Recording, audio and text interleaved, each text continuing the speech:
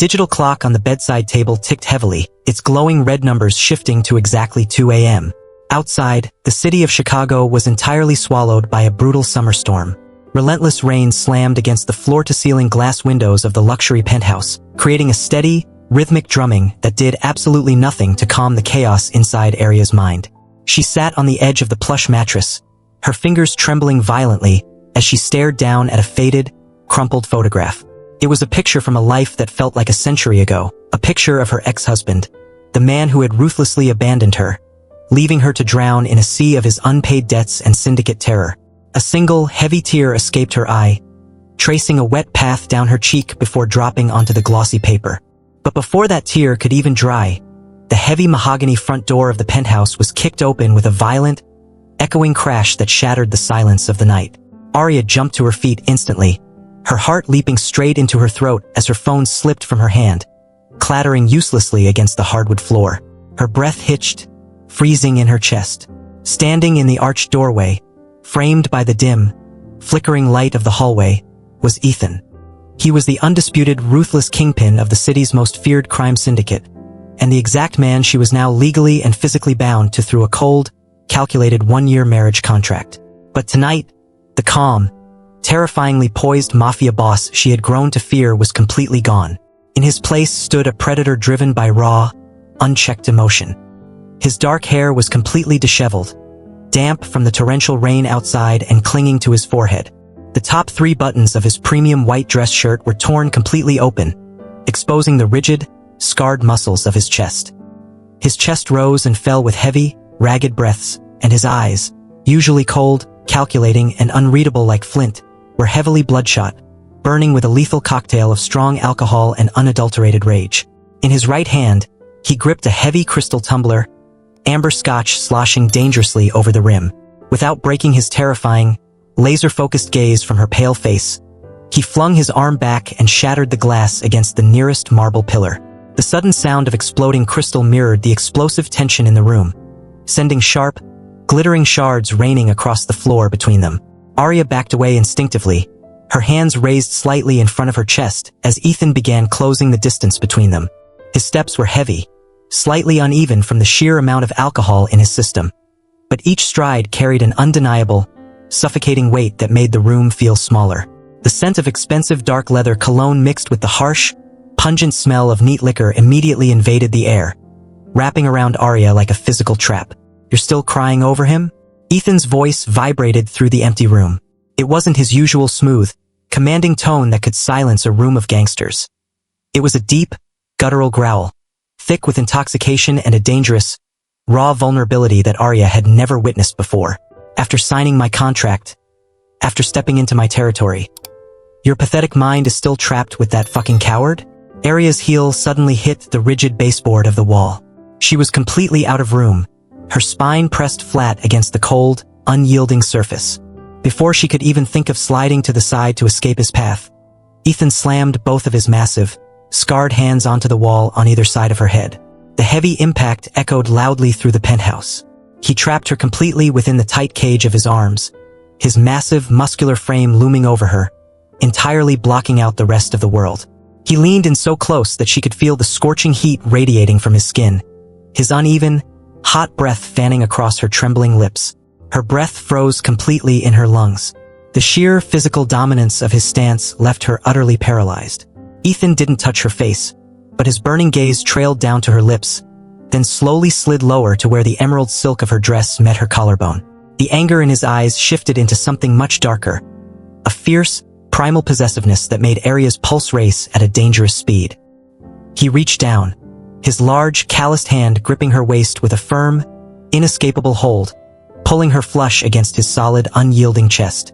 She could feel the rapid, heavy thud of his heartbeat directly against her own ribs. He lowered his head, his lips brushing against the sensitive skin of her earlobe as he spoke, his voice dropping into a low, terrifying whisper that sent shivers straight down her spine. "Listen to me very carefully, Aria. Look at this room. Look at this empire. You belong here now. You belong to me. Every single inch of your body is under my protection and under my command. If I ever see you shed another tear for that man, if I ever find out you are looking at his face, or if you ever breathe his name again, I swear to you, I will personally hunt him down and bury him alive before the sun rises. Arya held her breath, her hands flat against his broad chest, feeling the raw, terrifying power of his obsession. She wanted to argue. She wanted to tell him that the tears weren't of love but of past trauma. But the sheer weight of his presence made it impossible to form words. She was entirely at his mercy, locked against the wall at 2 a.m., realizing for the first time that the Mafia boss she married didn't just want a legal arrangement. He wanted her entire soul. But just as the suffocating tension reached its absolute peak, Ethan's posture suddenly softened.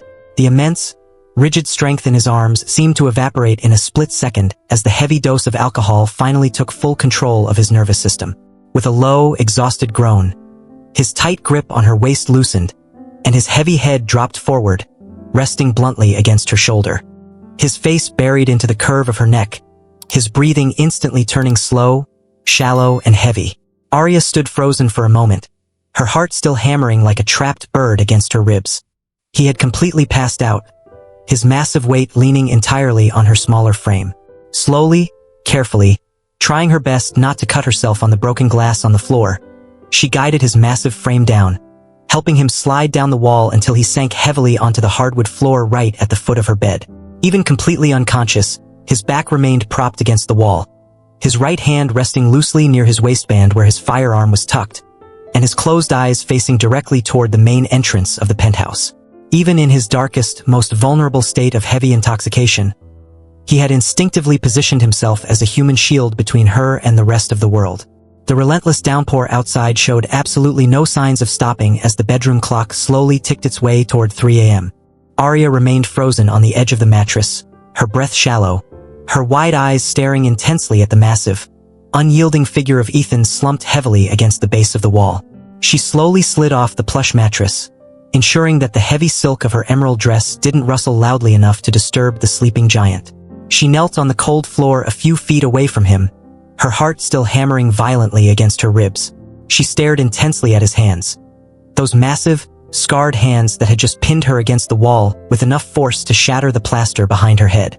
Yet, when his body had finally succumbed to the alcohol, those hands hadn't bruised her.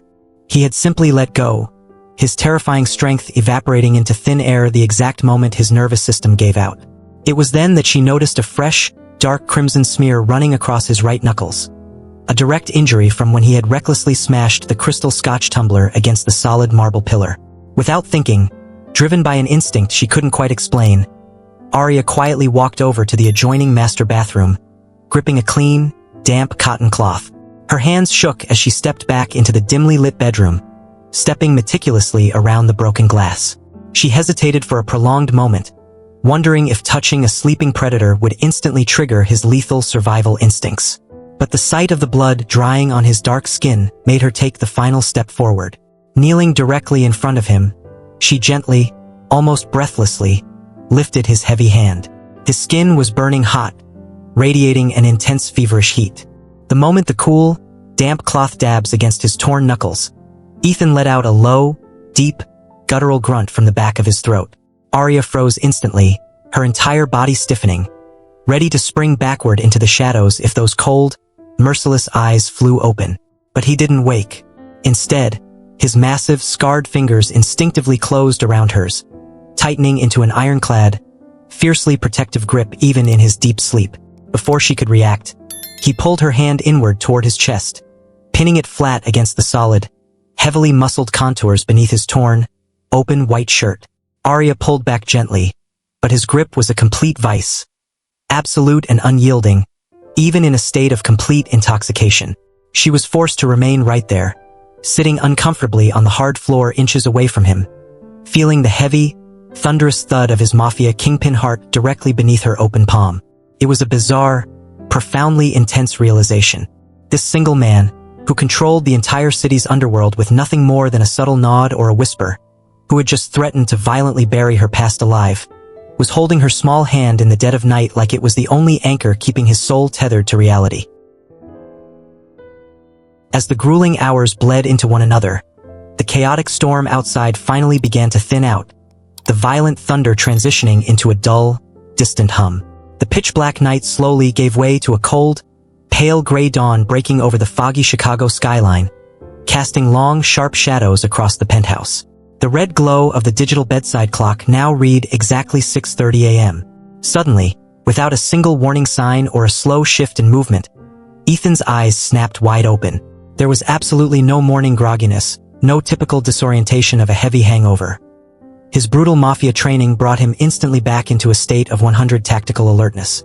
Within a split second, his sharp eyes scanned the perimeter of the room before locking directly onto Arya, who had eventually fallen into a light, exhausted sleep with her head resting uncomfortably against the edge of the mattress, her hand still locked completely inside his tight fist. Ethan looked down silently at their joined hands, his expression transitioning from alert confusion to sharp realization as his eyes drifted to the blood-stained cloth on the floor. A sudden, violent flash of recollection crossed his rugged features, the vivid memory of his drunken fury at 2 a.m., the suffocating smell of neat scotch, and the image of Arya pressed flat against the wall, trembling in pure terror beneath his massive shadow. Slowly, with an agonizing level of care he rarely showed to any living soul, Ethan uncurled his massive fingers, releasing her hand so gently that it didn't even disturb her shallow sleep. He stood up smoothly, his tall, imposing frame stretching to its full height, though a sharp, painful wince crossed his face as the brutal hangover finally slammed into his temples.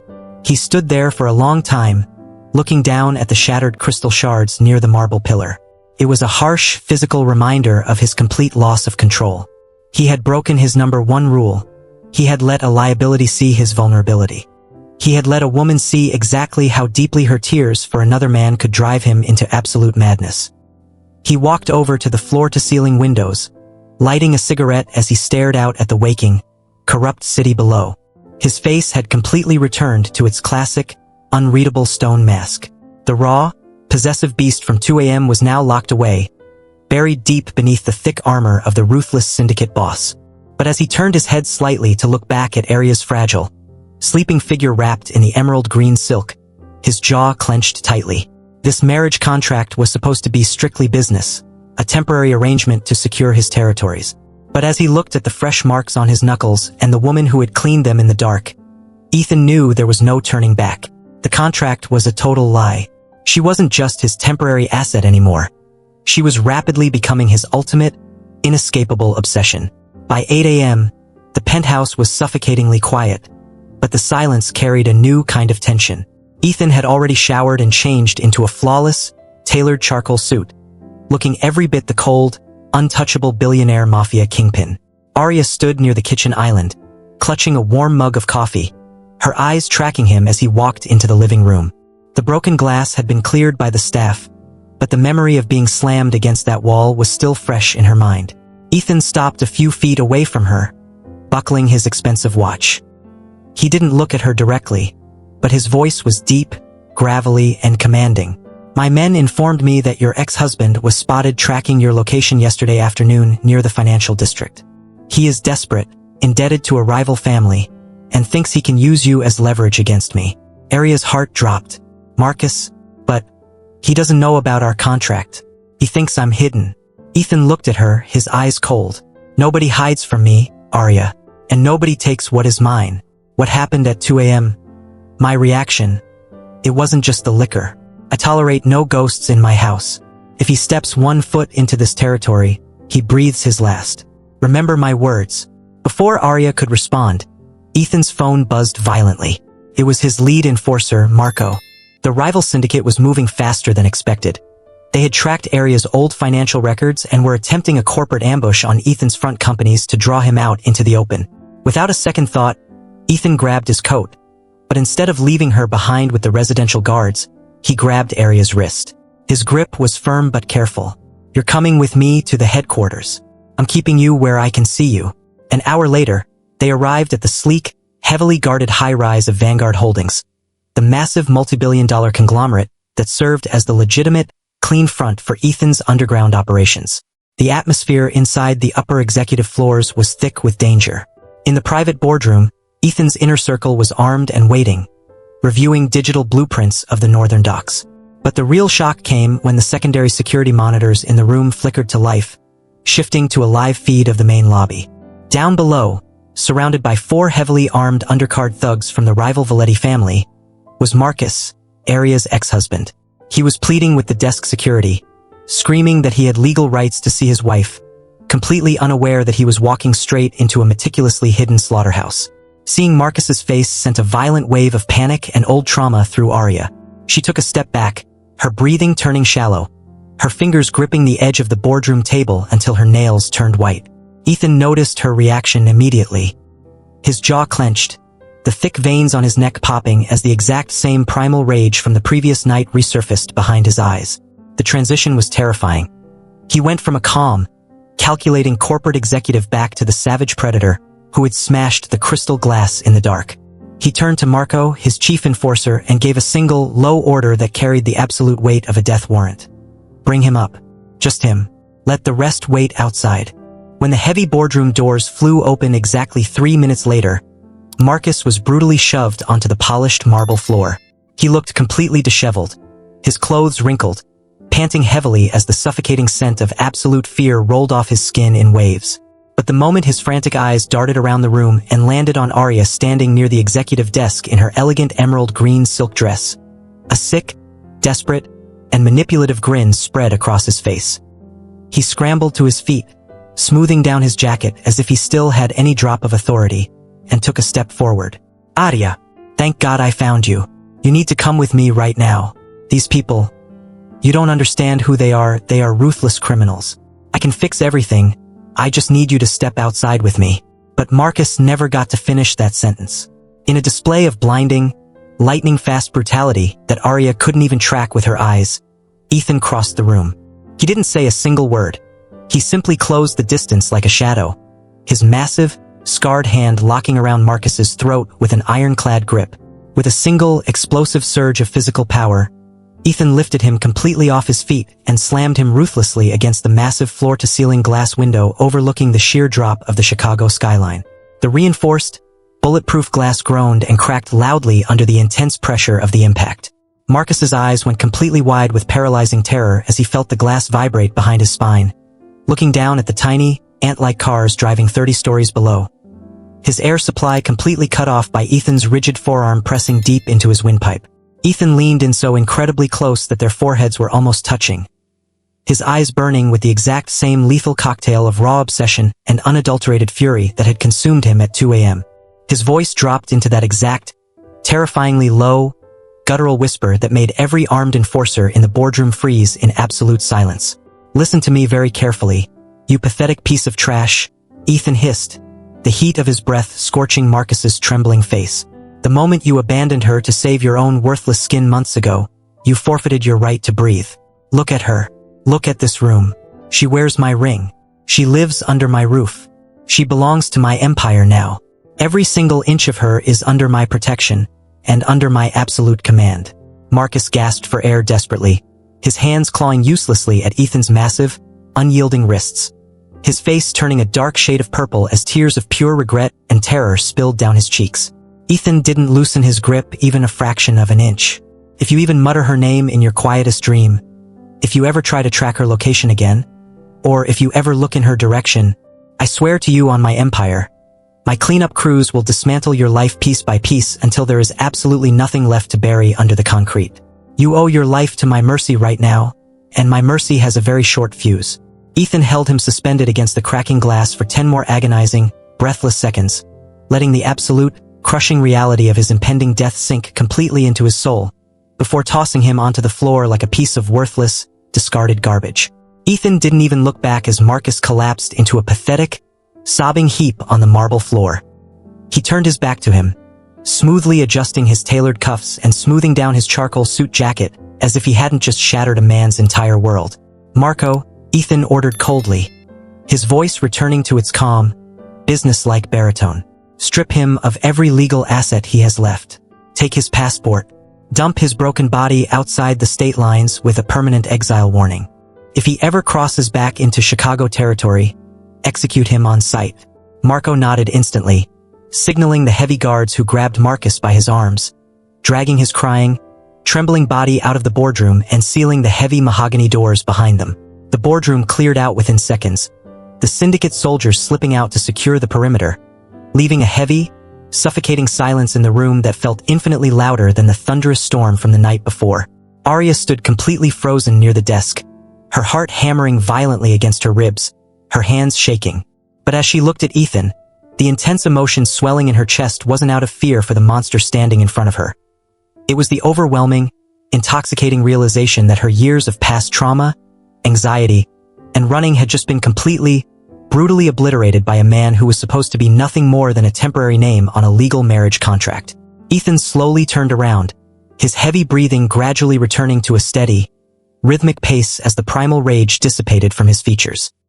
He walked over to her with slow, deliberate steps, his massive frame completely blocking out the bright morning sunlight pouring through the windows, wrapping her in his shadow once again. But this time, the shadow didn't feel like a trap. It felt like a fortress. He reached out, his large, callous thumb surprisingly gentle as it brushed against her pale cheek, tracing the exact path where her heavy tear had fallen at 2 a.m. against the bedroom wall. "No more tears, Arya," Ethan murmured, his dark, flint-like eyes locking onto hers with a fierce, absolute promise that required no signatures, no legal documents, and no fake terms. "The contract is dead. Your past is officially incinerated. You are mine now, and the entire world knows exactly what happens to anyone who dares to look at what belongs to me." Arya looked up into the eyes of the ruthless Mafia kingpin, finally letting out the suffocating breath she had been holding for months, a genuine sense of peace washing over her for the first time in her life. The storm outside had completely cleared, leaving a bright, endless sky over the city, and as she stepped closer into his chest, she knew there was no going back. She was no longer a victim running from her debts. She was the protected, untouchable queen of an unstoppable empire.